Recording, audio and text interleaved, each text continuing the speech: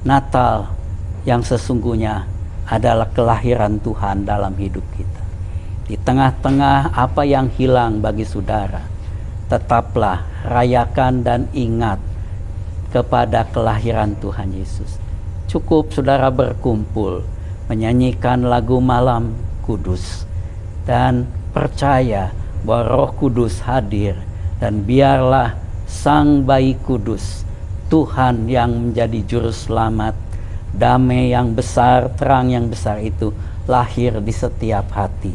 Dan biarlah setiap tetes air mata saudara juga akan dirubah menjadi puji-pujian dan sorak-sorai, karena orang yang sedang menabur juga akan menuai hal-hal yang luar biasa.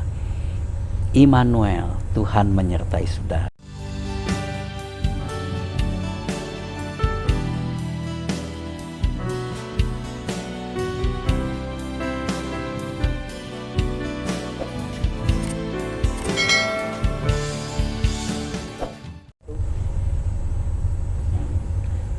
Shalom, salam sehat para sahabat Narwastu dimanapun saat ini berada. Kami berharap di bulan Natal ini Bapak, Ibu, dan keluarga selalu sehat, penuh sukacita, dan diberkati Tuhan. Ini adalah podcast ke-302. Kali ini kembali kami mengunjungi seorang tokoh senior, tokoh lintas gereja, yang juga sahabat majalah Narwastu, yaitu Bapak Pendeta Dr. Mulyadi Sulaiman. Kami sekarang ini ada di Gereja Sidang Pantekosta di Indonesia, GSPDI, House of Philadelphia, Belesa, Permata Hijau, Jakarta Selatan. Beliau dikenal juga Ketua Majelis Pertimbangan Rohani Sinode GSPDI dan mantan Ketua Umum Sinode GSPDI. Dan beliau termasuk dalam 21 tokoh Kristen inspiratif 2014 pilihan majalah Narwastu. Beliau juga saat ini masih dipercaya sebagai penasehat PGPI, juga penasehat Perkumpulan Wartawan Media Kristen Indonesia, dan penasehat di Jaringan Doa Nasional. Para sahabat Narwastu, di bulan Natal ini ada perbincangan yang perlu kami minta pendapat beliau, karena beliau juga seorang pemerhati sosial kemasyarakatan, tentang musibah bencana alam yang terjadi di Sumatera Utara, Sumatera Barat, dan Aceh pada akhir November 2025 yang lalu. Tentu sebagai tokoh umat, beliau punya pandangan tentang situasi ini. Kita sapa beliau. Shalom Pak Pendeta Mulyadi Sulaiman. Salam Saudara Jondro. Ya, salam sehat Pak ya. Salam juga seluruh pemirsa Narwastu.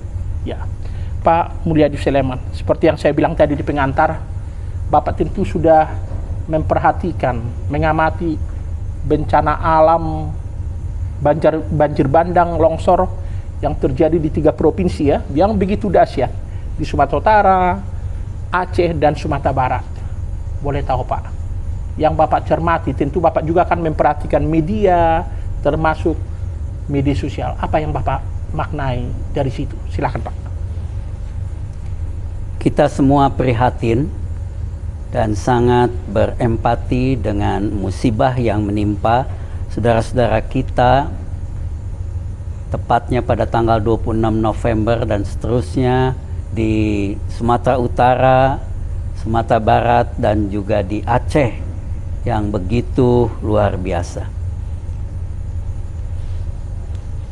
Di tengah-tengah segala macam angka-angka yang ada di media sosial, sesungguhnya musibah ini bukan saja bicara mengenai angka, tapi bicara mengenai keluarga yang kehilangan rumahnya, bicara mengenai keluarga yang kehilangan istri dan anak-anaknya, anak-anak yang kehilangan orang tuanya, gereja, umat yang kehilangan rumah ibadahnya, dan segala sesuatu yang menyangkut tentang kemanusiaan.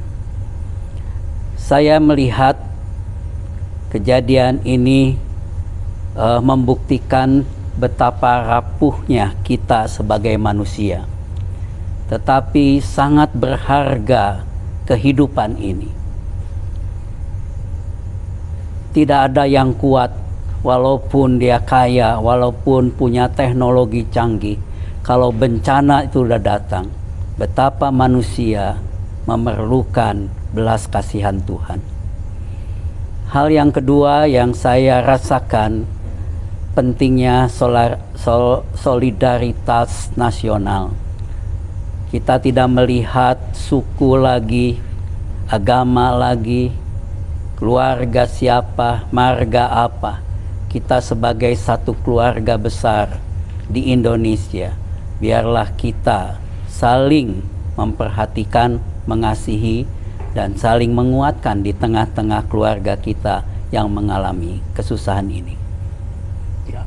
Kalau kita perhatikan Pak, ketika kita tapping pada 10 Desember 2025 ini, seperti pemberitaan di media, sudah hampir 100.000 orang yang kehilangan nyawa, ribuan yang masih hilang, dan diperkirakan 3 jutaan yang mengungsi karena kehilangan tempat tinggal, kehilangan harta benda.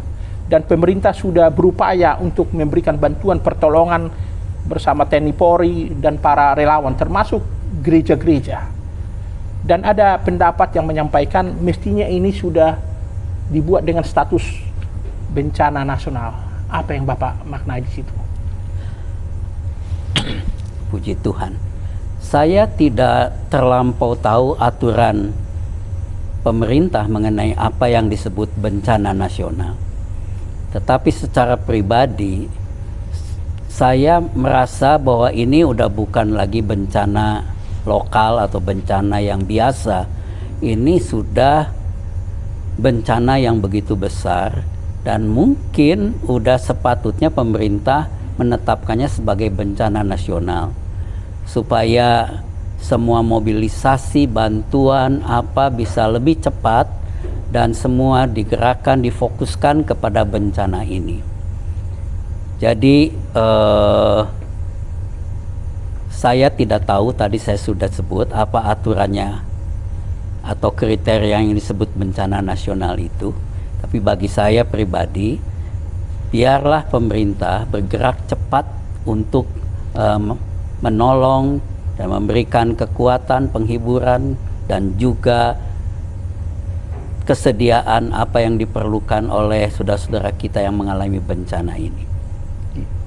Kalau kita lihat sejak kejadian tersebut Pak, ada banyak gereja dan anak-anak bangsa yang memberikan bantuan, mengirimkan bantuan, bahkan memberikan donasi untuk korban bencana di sana.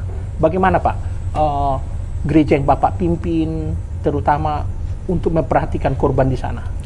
Ya, gereja kami pun sudah sama-sama dengan berbagai lembaga, gereja, bahkan masyarakat, bahkan kami di RT pun sudah mengumpulkan dana. Oh, sampai RT juga Pak ya? Kemudian ya di gereja kami kita udah mengadakan persembahan khusus untuk apa namanya bencana ini. Ya, sinode sedang mengumpulkan juga dana dari seluruh Indonesia, dan saya rasa lembaga-lembaga gereja dan juga lembaga-lembaga lain semuanya mengambil sikap yang sama, mendukung dan membantu keuangan di samping doa dan tenaga. Begitu Pak ya. Bapak kan salah satu penasihat jaringan doa nasional. Kita tahu jaringan doa nasional ini begitu proaktif Pak ya, membantu korban-korban banjir, bencana alam, gunung meletus, termasuk ketika situasi bangsa kita anggap mengarah pada hal-hal yang rawan. JDN ini kan selama ini begitu proaktif Pak, selain melakukan acara doa. Boleh tahu Pak, apa yang Bapak tahu tentang kiprah JDN pasca tragedi kemanusiaan tersebut? Sesungguhnya kami di Jaringan Doa Nasional sejak beberapa tahun terakhir ini, salah satu pokok doa kami adalah mengenai cuaca ekstrim di Indonesia. Jadi kita sudah doakan dari beberapa tahun menjadi pokok doa nasional. Ya, selalu didoakan di tiap-tiap pertemuan, setiap minggu, setiap ada di menara-menara doa kami. Salah satu pokok doanya itu mengenai cuaca ekstrim di Indonesia. Dan kejadian kemarin itu meningkatkan kegerakan doa untuk lebih khusus lagi untuk Sumatera Utara, Aceh dan juga Sumatera Barat, bahkan mereka punya data Sumatera Utara daerah mana saja yang paling parah, ya Sibolga dan segala daerah lainnya di Sumatera Barat di mana, di Aceh di mana. Jadi sudah ada kegerakan doa di mana-mana yang lebih intens. Bahkan kemarin saya perhatikan di peringatan ibadah dan perayaan Natal dari Jaringan Doa Nasional, mereka memberikan persembahan kolektenya untuk saudara-saudara kita di Sumatera Utara yang kena bencana. Ya, kalau tidak salah, Jaringan Doa Nasional ini kan ada di 400 kota seluruh Indonesia, Pak ya. Kalau saya tidak salah, tolong dikoreksi.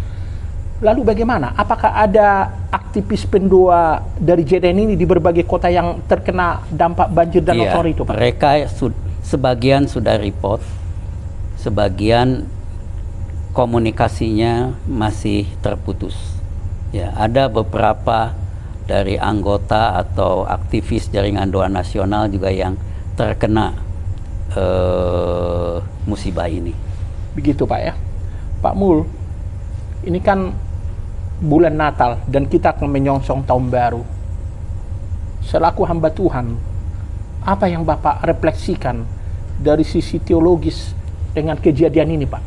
Karena ini seperti mengingatkan kita kembali pada Desember 2004 waktu ada tsunami yang dahsyat waktu itu di Aceh, di Nias, dan beberapa daerah di Sumatera Utara. Apa yang Bapak maknai di situ? Seperti tadi saya katakan bahwa manusia itu rapuh, manusia itu membutuhkan Tuhan.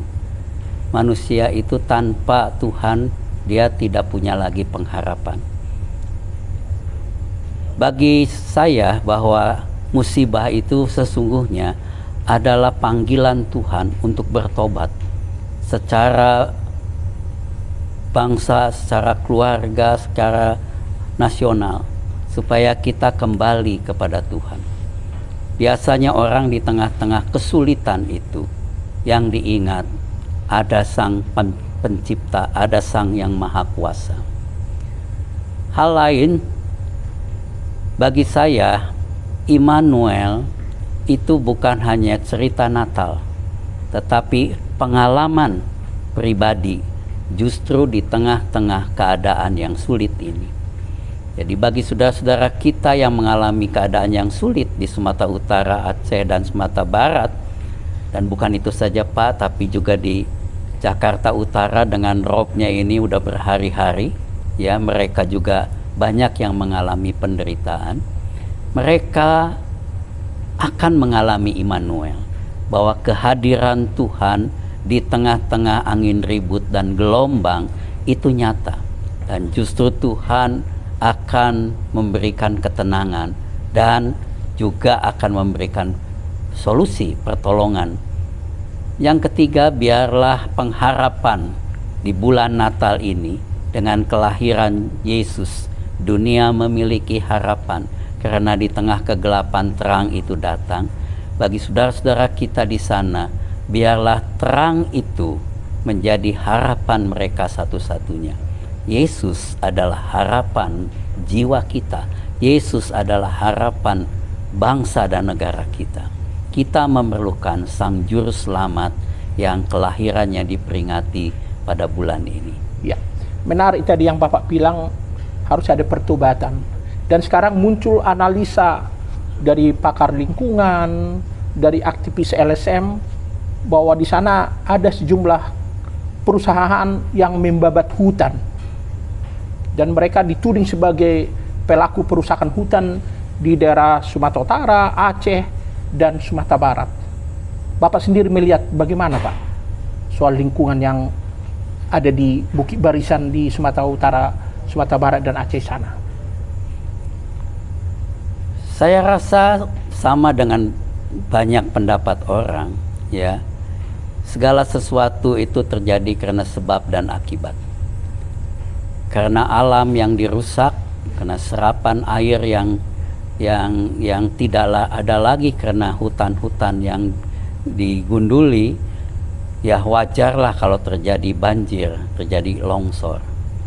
Oleh sebab itu kita tidak tahu siapa yang salah. Biarlah hukum di negara kita yang menentukan. Tetapi harapan saya, biarlah mereka ikut bertanggung jawab, ya, bukan hanya mengembalikan hutan lindung atau hutan itu. Kalau enggak, bencana ini akan terus terulang, dan entah sampai kapan, karena cuaca ekstrim ini sedang terjadi di seluruh dunia. Kita mesti cepat mengganti dengan berbagai cara bagaimana supaya serapan air yang dulu ditahan oleh hutan-hutan lindung kita itu mungkin dengan teknologi baru atau penanaman hutan yang baru. Nah, mereka yang bertanggung jawab, yang telah menikmati hasil ini, mereka harus juga mengembalikan hasil itu untuk memulihkan keadaan di daerah-daerah kita yang kena bencana. Ya. Jadi menarik yang Bapak bilang bahwa Allah itu adalah Immanuel, Tuhan beserta kita, Pak. Nah, kita kaitkan dengan tema Natal yang dibuat PGI dan KWI pada 2025 ini. Allah hadir untuk menyelamatkan keluarga, diambil dari Injil Matius, Pak. Bagaimana Bapak lihat relevansinya itu? Di setiap musibah dan keadaan yang tidak menyenangkan, keluarga itu adalah tempat di mana kita berkumpul bersama-sama. Jadi saya rasa tema yang diberikan oleh PGI KWI tahun ini, biarlah setiap kita kembali kepada keluarga. Ayat yang terakhir dari Perjanjian Lama, Maleakhi pasal 4 ayat yang terakhir, bicara mengenai bahwa Tuhan akan membalikan hati bapak-bapak untuk anak-anaknya dan hati anak-anak untuk bapak-bapak. Pemulihan keluarga itu yang diperlukan di zaman akhir ini, di mana keluarga-keluarga sudah mulai seakan-akan masing-masing tidak ada lagi relationship sebagai satu keluarga, di mana ayah, ibu sibuk dengan pekerjaan, anak-anak terlantar, di mana terjadi banyak perceraian, bahkan juga di daerah Kristen. Tiba saatnya melalui Natal ini bahwa Tuhan datang menyatukan keluarga. Begitu Pak ya.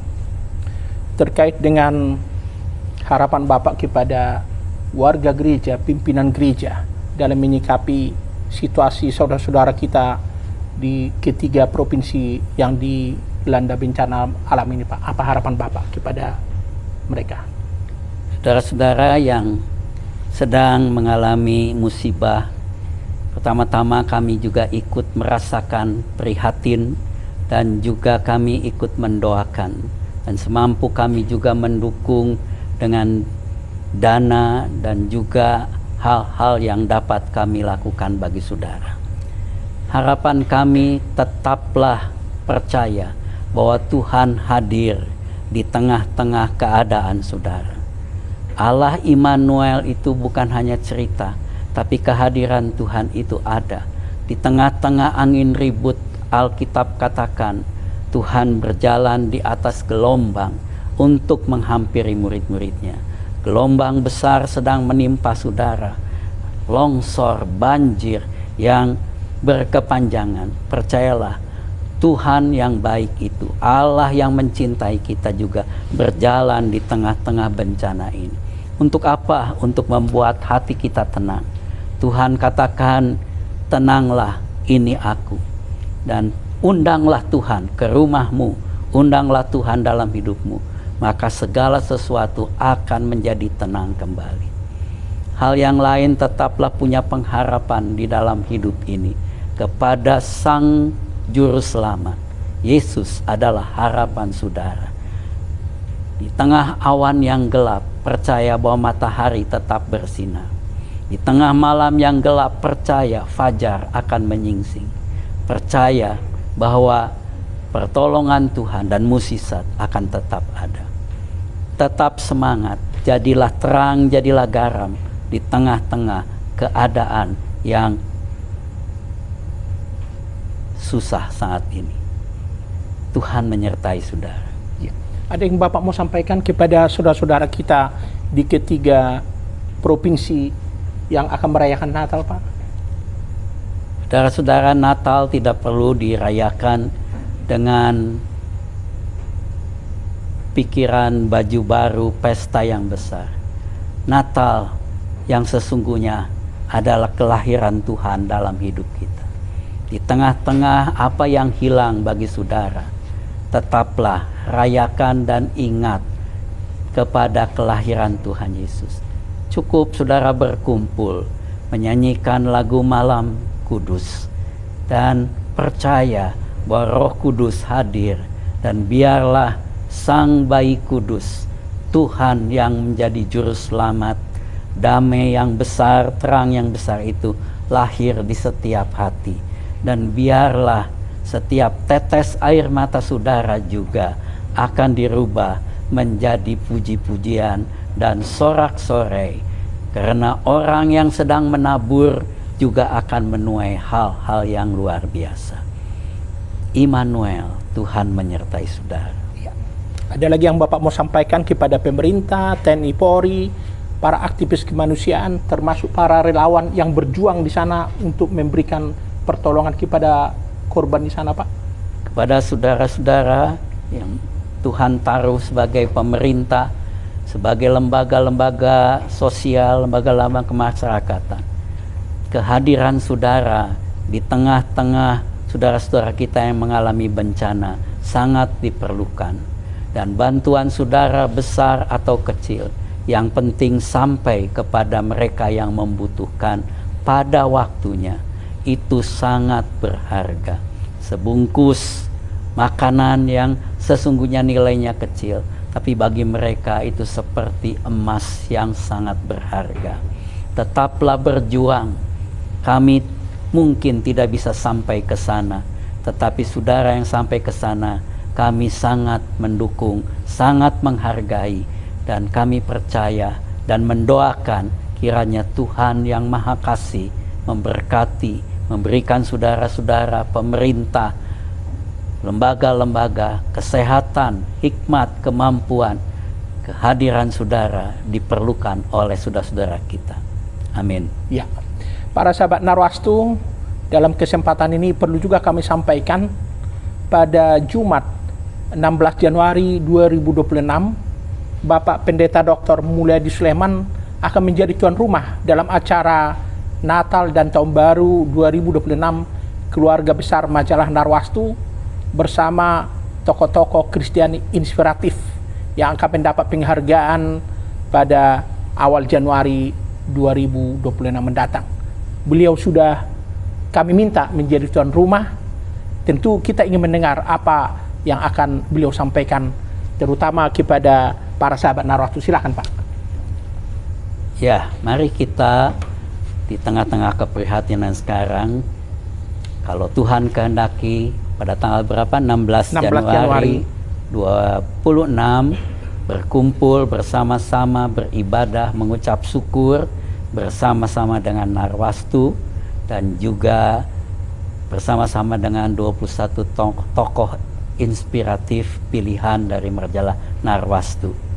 Mari kita berkumpul memuji dan membesarkan Tuhan di tempat kami, di gereja kami, House of Philadelphia, di Gedung Belesa Shopping Arcade di Permata Hijau, Jakarta Selatan. Terima kasih kesediaan dan kehadiran saudara, sangat kami hargai. Ya, para sahabat Narwastu, itulah perbincangan yang cukup menarik, meneguhkan iman dengan seorang hamba Tuhan, tokoh lintas gereja yang juga sahabat Narwastu, Bapak Pendeta Dr. Mulyadi Sulaiman.